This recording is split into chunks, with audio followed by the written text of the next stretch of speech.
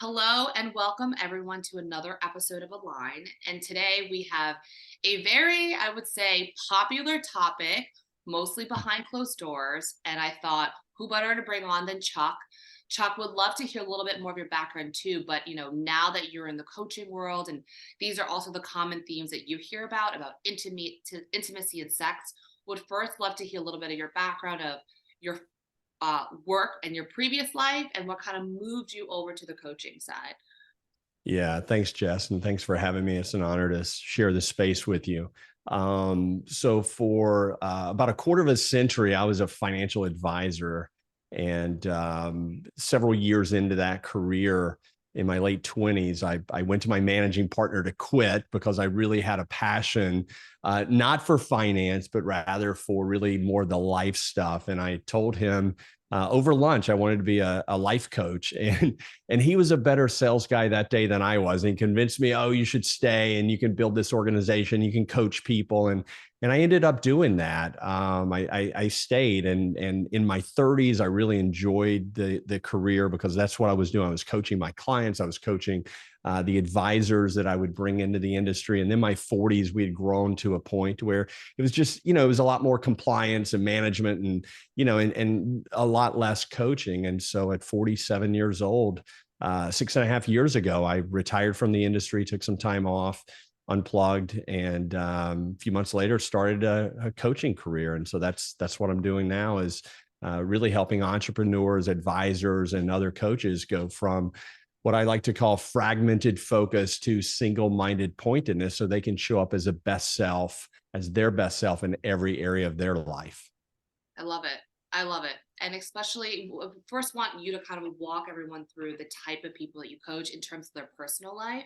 I think that way we'll be kind of guided towards the sex and intimacy topic and the themes that you're seeing with your clients. And I'll kind of add on to what I see with my clients.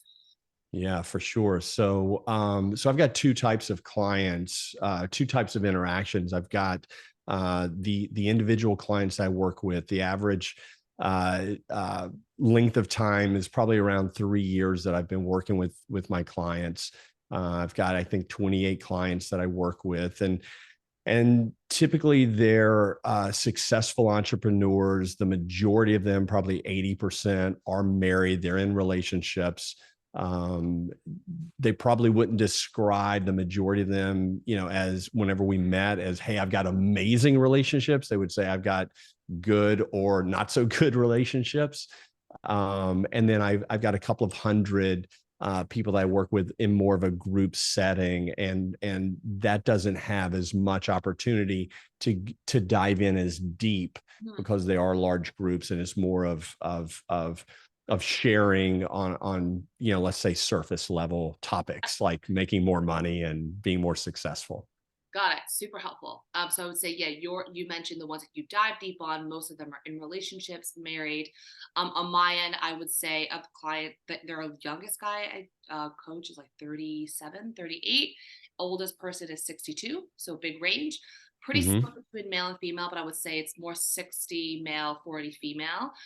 Mostly in the network, the way we grew up, finance, consulting, law, accounting, some tech, some entrepreneurs, but mostly just where I grew up, because I honestly didn't do any marketing for my biz. It was just more word of mouth. And I had to do behind the scenes for the first 10 years because I didn't want to get fired from my corporate jobs until I founded my own firm. And I think with that said, it's kind of split between the relationships. Like half of them are married or in relationships, very similar to you. Like they're not thrivingly happy, which is why I'm sure they come to you and I to get more of that fulfillment. And the other half is single. The other half that's single is very vocally single. And I say that because, especially after COVID, I see people wanting to be in relationships. I see people Hmm. wanting to find that true love fulfillment. Like everything comes from the heart, right? No matter how successful they are, they're like, you know what? The one missing piece was always a life partner, however you want it to be expressed. So, which is why I thought this is a topic that everyone talks about, especially with coaches like you and I behind closed doors, and people think they're so alone, but they're not. There's like similar things that we hear and we see. So I think first thing is, having us behind a computer right after COVID, and we're slowly kind of breaking through out of that. Technology has obviously made a huge impact in our personal lives. What are some positive or negative effects that you've been seeing?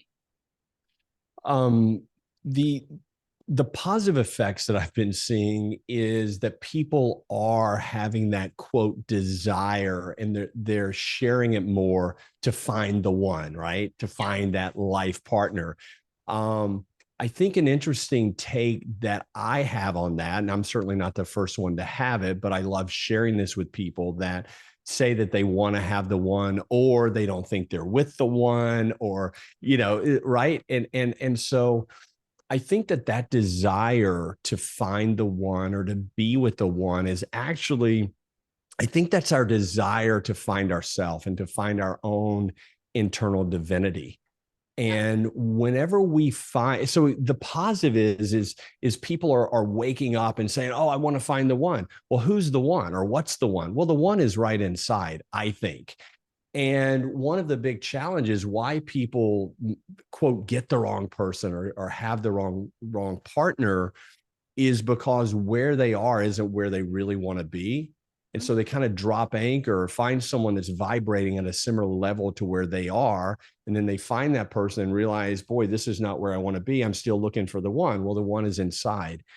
Once we can find the one inside and connect to that internal divinity, I think then we're ready for someone on the outside. But until that point in time, I'm not sure that we're ready, or that we can really have a high likelihood of having success in a relationship. It can obviously happen, but you look at the numbers, it tells a different story. So the positive is people are waking up now and talking about it. And Yes. so I think it opens up this door of opportunity to have the discussion of who are we really looking for, Yeah. and it's on the inside.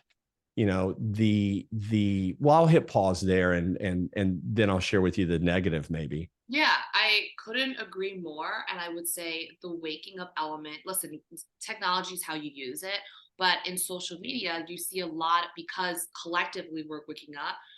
You're seeing a lot of communities being formed with more heart centered individuals, right? That's a huge positive. I've met so many people through Zoom in that, like, in 2020. I actually counted. I met more people like that year just through Zooms than I normally do in a year when I'm out and about, right? So there are, like, to your point, and as I meet people, I feel, for me, as I meet people and I see either contrast or I see a lot of similarities, I find out who I am. I think there's Mhm. benefits in stillness and meditation and, trusting the center, but it's also interacting with the world that I really discover, like, okay, this is my kind of people. This is who I actually am. So I do agree that's a huge positive. In terms of negatives, what are some negatives of technology increase and use? Well, from what I've seen, and look, the trajectory probably has been going like this, right? So who knows if the whole COVID thing would have made that big of a difference long term. But a lot more addiction to porn Mhm. is what I'm seeing. And that's been one of the big negatives, is you got so many people sitting at home in front of a screen that to start making love to that screen has become easier, and a lot more frequent. Yes. And that I've seen that be um a really big challenge for a lot of people. Yeah. I couldn't agree more. And I would say the addiction to porn is similar to why we've been watching TV and, all the shows and playing all these games. It's escapism, it's fantasy, right? And in human nature, we want fantasy, we want possibility, we want to live through another lens. But at the same time, we also want stability. And that's the kind of like dichotomy as humans we live with every single day. And I think the addiction to porn, again, not in any way demonizing the industry, but OnlyFans also skyrocketed after COVID. And I think the benefit of that is, okay, well, you're giving the power back to the creators, which is great. But I think porn now has gone bigger than just, the actual filming of an act. There's also subsets or side businesses that have come out of it. Some can argue that Instagram itself and just social media has gotten a little bit more provocative. And I think the other part where we've seen social media where everything's so filtered, and even the people themselves don't look like how they look like in real life. I think that idea of fantasy and what's possible, and that's gotten so AI and out of this world that I'm sure after you watch porn, or after you see some of these digitalized made up humans, you go back to your wife or your husband, you're like, this is a little bit like boring. It's a problem. I mean, it's why addiction happens, right? I mean, and we want more, more, more, more, more. And I think the reality is for most people, I'm not going to speak for everyone, but Yeah. certainly for the people that I work with and the people that I've seen and personally is, whenever we're able to cut things out of our life that really, truly, sincerely do not serve our higher self, Mhm. then we're able to enjoy ourselves and the people around us more. And we're able to attract a different tribe into our circle of influence. And I do talk to some single people, and I mean, if a guy is sitting around watching porn, every day or a couple of times a day, where's the energy to go out Yeah. and actually attract, an amazing human being into their life? Mhm.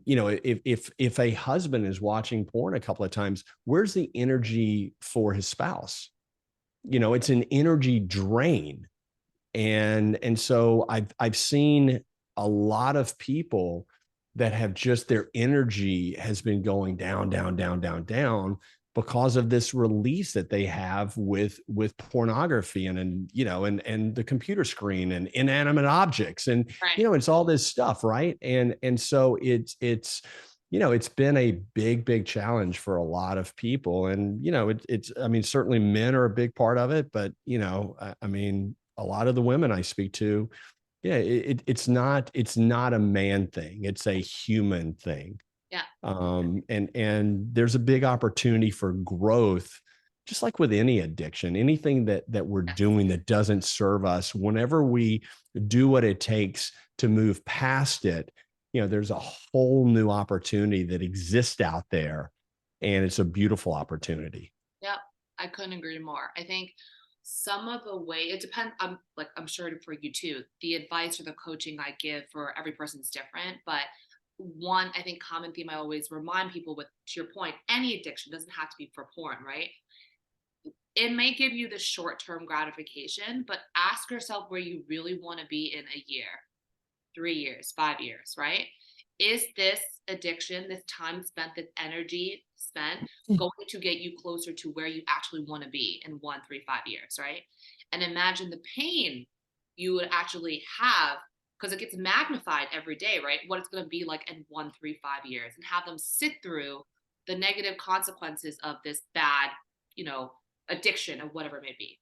And I think to your point about being more, sure of who you are and heart centered, I think sometimes people forget that, oh, in porn, you think there's a connection because you're watching a screen, that it's like an actor or an actor of sorts. That's not actually connect. You're not connecting with anybody, right? Humans, we want connection. We thrive on connection. You could have a $10 billion. If there was not a single person on this planet, would you be happy? Right? Or even I would say I give you $100 billion and you don't have a single real friend, a genuine connection. You'd only have fake connections. Would you be happy? Probably not. So I think it's reminding people ultimately you watch these things, you have these addictions to either, escape, be in fantasy, and some way feel like you're getting some sort of intimacy without having to do the work, but you're never going to get the gold, which is the actual connection without, to your point, going out there. But what are other kind of tips and tricks that you may give to your clients struggling with addiction?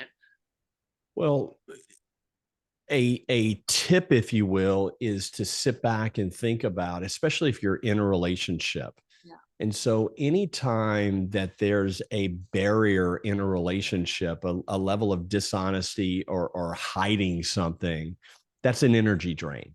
Mhm. And so not only physically, are we draining our energy, but then energetically, because we're hiding something, we're sneaking around, we're doing it, that's an energy drain. And so what I've seen, I mean, I work with extremely intelligent people. Um, and these people, once those things click, and by the way, I want to, for any clients that are watching this is not my area of, oh, I work with people that are addicted to porn. I mean, look, I've got a handful of people that have experienced it. I personally experienced it years ago, before I was able to successfully quit it. It took me years of quitting and starting back, quitting, starting back, right? And I'm at the 5 year mark, where it has not been a part of my life at all. Yeah. Um, and so the idea of energy is a big tip or trick. Is once you really understand, look, if you want to have a really amazing relationship with another human being, a spouse, a partner, a lover, and there's something in between you that you're hiding, or there's something in between you that you're not being honest with, that's an energy drain. You're Yeah. losing energy in that relationship. That bond is losing energy. It's never going to be as good as it could or should with that in existence. And that's something that a lot of people, I don't think they think about it. Yeah. And once they start thinking about that, they can connect the dots to, okay, I'm starting to see it now differently. And that's a beautiful thing. It's like internally, most people, again, I'm not saying, I won't say anything is bad for 100% of the population. Nobody made, I mean, it's not me to say. For most people, it's not good. And once they see it in a different paradigm, then they've got more desire, more intention of why it's not good, Yeah. and a deeper understanding. And then it's easier to quit. Now there's certainly some tips and tricks. I mean, and you kind of you went through that, to visualize and to really connect the dots on, okay, if I continue to do this, what's okay, here's where my relationship is now. Here's where my life is now. If I continue to do this, what's the worst case possible scenario in 3 years? What's the worst case possible scenario in 10 years? Yeah. What about 20 years? Ultimately, what's it going to be?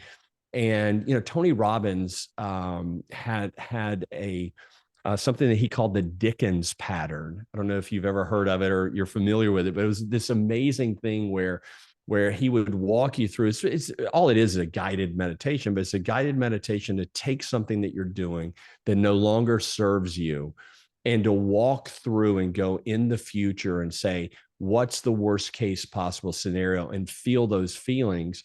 And when you do that for about 10 minutes through a successful guided meditation of that, and you see how bad it could be, and then you come back to this moment and you let go of that negative energy, and you realize, oh my God, just like Scrooge, they took the Christmas future, right? And then came back and was like, oh my God, it's that didn't happen. Well, then you can chart the course of your future, of what it could look like without this anchor that's been holding you back. And then you just mentally rehearse it, visualize it. And what's beautiful about that is really what happens is you have a change in your neural system. You have a change in your neural pathways. And so that trauma of what could possibly happen creates these synaptic connections in neural pathways through the negativity of that pornography, of that, whatever it is. And then whenever you come back to today and then you visualize a beautiful future without it in your life, now you're creating new neural pathways. And so you're strengthening the neural pathways of the life you want, and you're weakening the neural pathways of what you don't want. It's self-directed neuroplasticity. And so the idea of, oh, I got to fight, I got to struggle, it's a real hard thing to quit. Well, I mean, it doesn't have to be that way.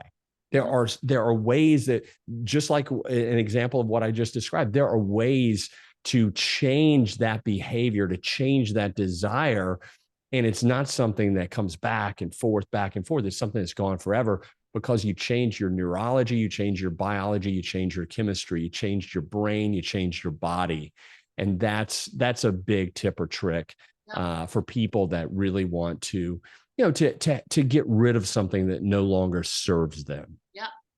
And the beautiful thing about our body is we don't know whether it's real or it's in our head or it's imagined, which is why visualization, like exactly the way you explained it, works so well.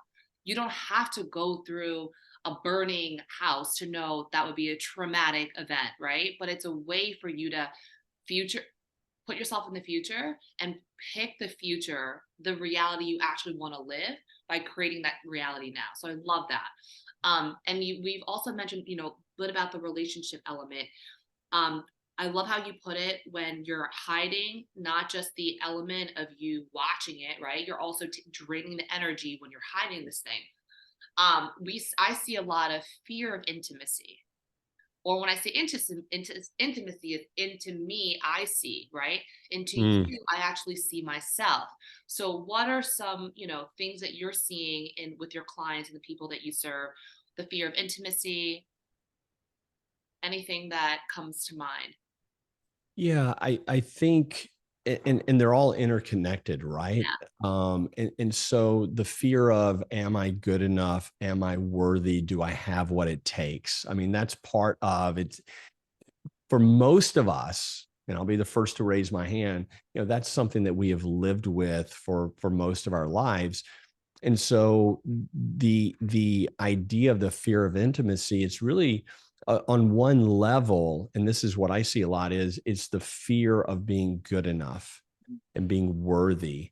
And so as we work on worthiness, as we work on self-love, self-acceptance, then that brings down the walls of the fear of intimacy, the fear of putting ourselves out there, of being vulnerable, of being real with another human being. Yeah. And so, from my perspective, what's worked is really diving into ourself again, finding our internal divinity, finding our wholeness, finding the connection that we have to source, to God, to whoever, whatever created, this whole thing, right? And that's a quick way that I've seen personally and with others to get over that fear of intimacy and do the things we fear, Yeah. have the conversations we fear, I share the things that we fear. I had I'll share a real quick story. I had my mother passed away in 2004, and I was, no one would have described me in my early years as someone who was really open and vulnerable and authentic and real at all. And my mother found out she had her second bout of cancer, and she ended up passing 9 days later. And it went downhill so fast, and it was like you couldn't pretend it wasn't the end. And I had the opportunity to share with her, to tell her everything that was on my heart. Yeah. And I did it through just weeping. And it was one of the most beautiful experiences looking back on it that I've ever had. And I can't imagine what it would be like if my mother would have passed in a car accident one day and I would not have been able to have told her those things. And so that was a catalyst for me to say, okay, that's the way you do it consistently with the people around you. Yeah.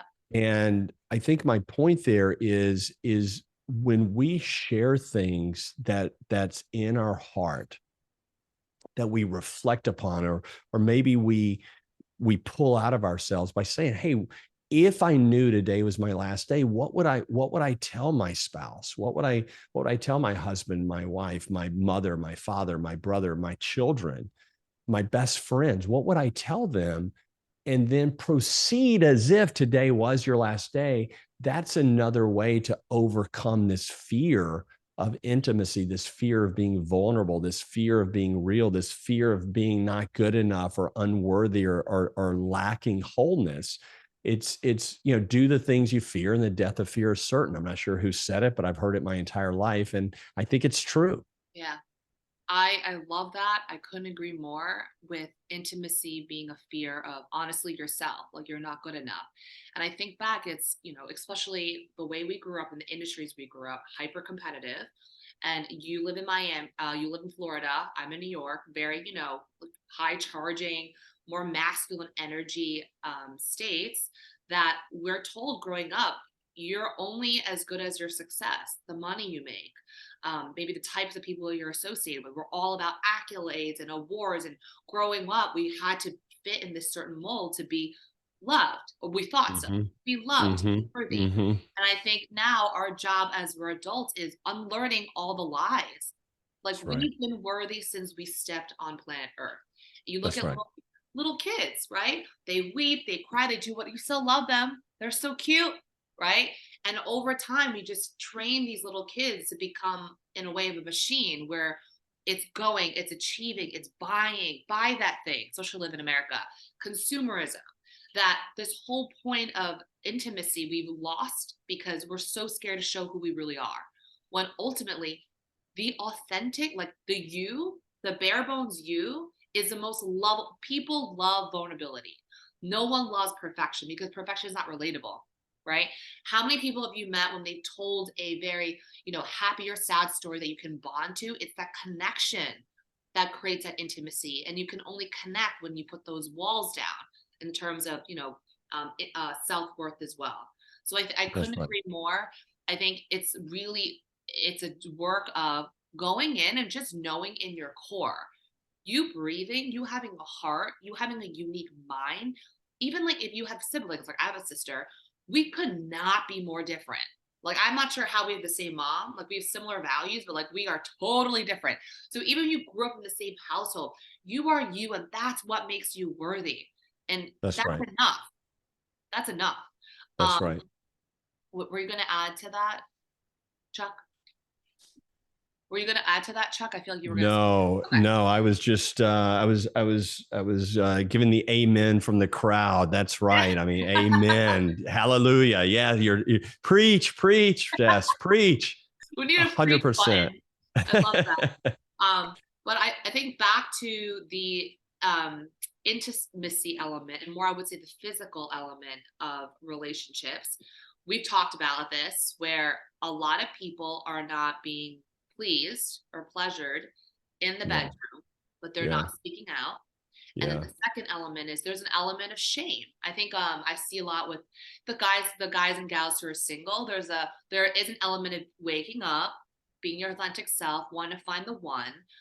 But before they find the one, they feel a little bit of shame or guilt of enjoying bodily pleasures before they find the one. They feel like they're wasting their energy, or they're not being the highest version of themselves. But then I think, how are you going to find the one if you don't play, you don't explore, and you don't figure out your body and eventually enjoy your life? And I hate to say this, but like, what if you, like you mentioned, what if you die tomorrow? Are you just not going to enjoy the physical elements of being in a relationship or exploring to be one until you find the one? So what are your thoughts about, people not being a little bit fearful of sharing their true desires, not being pleased in the bedroom, not speaking up, also elements of shame? yeah. So again, I would be remiss and inauthentic if I didn't point out that for me, what I believe the one is, it's ourselves. Mm, And again, I know you agree with that, and I feel it so strongly that I have to point it out again, that whenever we connect to ourself, we really don't give a shit about what's going yeah, on the outside. Now, that's not totally true. We do care about what's going on. But if we find another or not, maybe this lifetime wasn't our time to yeah, find another one. I mean, that's possible. yeah, And so more than anything else, with the people that I get the privilege of serving, it's over and over and over. You're the one. You're the one. The one is inside you. That internal divinity, maybe it's here or wherever it resides in our body. That's the energy that keeps on living. When this is gone, the yeah. one keeps going. And so I have to say that. The other thing that I would like to say of everything that you just said, Jess, from my perspective, obviously I can't give anyone else's, is, I was speaking to someone recently and they shared with me that they had never had an orgasm. And and I let me back up. They had never had an orgasm with a man. Mhm, Big difference. mhm. And so as she was sharing more and more and more, um, she has orgasms most days of the week with herself and with an inanimate object. And so as I reflect on that, it's that a connection to that inanimate object while watching porn. Is that more? We talked about, would you? And again, it's not my role to tell anyone what to do or not do, but she really wanted to find the one, right? Yeah. And she heard me describe what the one was. She said, yeah, but I want a man, and I, and I said, well, would you be willing to give up porn and battery operated silicone to have a man that you're totally connected with and having orgasms with? And she said, I don't, I mean, I guess I would, but I don't, but do I have to? Do I, and I said, look, I'm not sure that if you continue to do this day after day after day, week after week, month after month, year after year, I'm not sure that you'll ever recalibrate your body in such a way that you feel the connection to a physical being to where you're going to allow your body to have an orgasm. Yeah. And so, which one would you rather have? If you knew for a fact that you could meet someone and have a deep, energetic, heart opening love affair with, Yeah. and total connection, total pleasure, total ecstasy. If you could have that, would it have been worth giving up what you're habitually doing day in and day out? And let's say it took you a year or 2 or 3 years to even do it. Would that have been worth it? And she said, well, if it came eventually, yes, it would. And I said, well, there's one way to find out. So I'm not sure, Jess, if I really answered your You did. question, No, you did. because there were a lot of pieces in there, and I followed a couple of them, and I want to stay away from some of them just because, again, I mean, um, it's just all of this. I mean, the human experience is such a fascinating experience, and so, I've got friends that we've had this discussion with, and they are adamant that porn is not affecting them in any way. They're adamant that the fact that my wife doesn't know, it's having zero effect, on our relationship. And again, it's not my place to judge. All I can do is share. And some people it resonates with, and it opens up a door, and others, it's not the right time, the right message, the right messenger. I don't know. Yeah, so I couldn't agree more.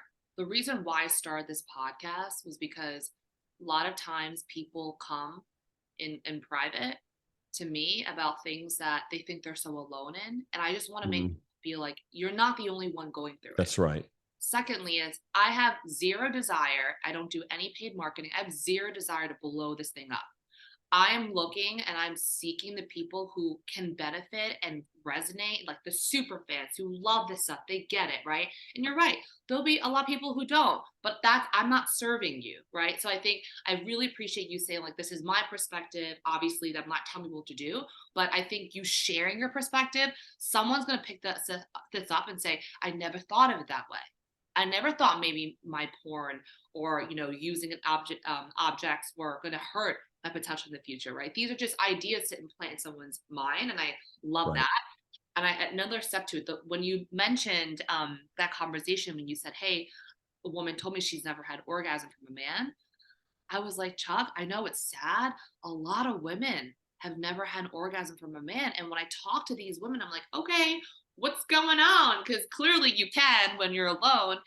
It's the fear, the shame, the time waste of explaining it to someone, right? And I think there's an element of not wanting the man to feel good about themselves. So, kind of faking it. Faking orgasm has been a thing. And so I think another element I challenge the audience is, why not? You want intimacy, right? Intimacy comes with communication. Why can't you communicate at one of the most intimate points of a human experience? And if you can't, that's something you really need to work on if you really want to find a partner. What are you going to do when you find the one, like your one, right? Not the one, but one in human form, or someone you want to share a life with?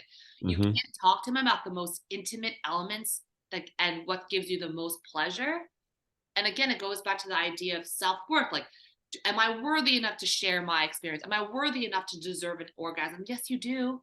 If you think the world of your partner and they deserve to be pleasured in a certain way, I'm sure your partner, a healthy one, would want the same for you.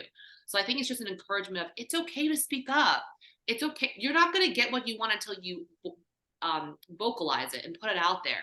So I just encourage people to, don't be shameful of what you want. Like, you deserve it. And I think the other element of, listen, I am not against celibacy. You do what you want.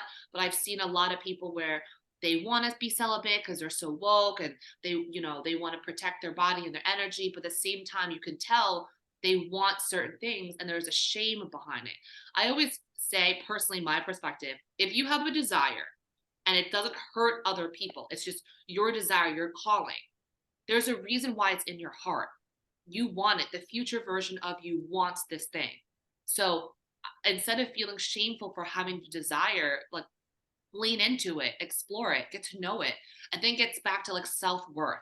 If you loved yourself and you thought you were worthy, you would explore all the desires, all the callings in your heart, because you knew it was a unique desire just made for you, specific for you, and you're supposed to go and figure it out. Yeah, and I would echo what you were saying from a standpoint of sharing your desires with your partner. Yeah. What's interesting is that if you're feeling that fear of not sharing, I'm afraid to tell him what pleases me, what I want. There's a very, very, very strong likelihood that he is feeling fear of asking you what pleases you. And Hmm. so we've got two people that are in this relationship, and both of them are wondering, and wishing and wanting, who's going to step out first. Right. Right. And so let it be you. I mean, whoever's hearing this right now, let it be you. Step out first, share it, have a conversation around, explore. It's an adventure. Yeah. And so the ability to raise the beauty, the love, the connection, the bond of a relationship goes up so much whenever you have those conversations that on the surface are uncomfortable, you're afraid of. It gets back to the fear, right? When you do that, the entire relationship goes to another level. I mean, think about your first boyfriend or girlfriend whenever you were in, grade school or whatever. I mean, it's like, you're going along and, maybe you're writing notes in school or whatever, right? And then the first time that you say, I love you, I mean, it goes to a whole new level, right? And so this allows a relationship to go to a whole new level whenever you share what your desires are, what you want. Hey, this is what feels good. Let me, okay, that doesn't feel, a little to the left, right, what, whatever, right? Just share, break through, step out, be the first one to step out and have this conversation. And, and you just never know the beauty that can come as a result of it. Yeah, I couldn't agree more. I just, when you were sharing that moment, especially about in grade school, sharing notes, I thought back to, I encourage people to play like a child, like treat everything Mm. like a playground, right? It should be fun. The bedroom should be fun. Like, it's time to just go out there with someone that you feel safe and comfortable with, right? So I feel like you could have a whole adventure in a room. You could have a whole adventure in your mind. So whatever it may be, it could be relationship, intimate, could be friendship, could be work. treat life like a playground because it truly is. And this human experience, at least in this form, it's not forever. So enjoy it, enjoy the body that you're in, enjoy the mind that you're in, and embrace your inner child, so to speak. But Chuck, any other last thoughts or things we didn't cover about intimacy that you want to share? I would end with the idea that self-love, self-acceptance, wholeness is one of the greatest gifts that we can give ourselves. And if you were thinking or feeling any level of unworthiness, or I'm not good enough, I'm not smart enough, I don't have enough this, I don't have enough that, just know that that is not the case at all. That wholeness and self-love and gratitude and abundance and joy and happiness and fulfillment, it's an energy, and it's an energy that is there and it's waiting for you to capture and to own, and you can do it. And whenever we do that, whenever we step into that energy, then the opportunities that exist with other human beings are absolutely unlimited. I love that. I love that. And Chuck, I always end with, what is your gift? I feel every human has a gift. When it unlocked, helps humanity. And it'd be an absolute waste if you don't use your unique gift. So what would that be for you? Yeah, Jess, I have recognized for years that my ability, my gift that I believe God put me here on this earth to share is the ability to see the best in someone and then be able to communicate it to them in such a way that they begin to see it and act upon it and on their own. I love that. Oh, that was poetic. Awesome. Thank you so much, Chuck. Such an honor. Thank you for the time, and I wish all your listeners the best. Thanks for this sharing this space and the opportunity. Awesome.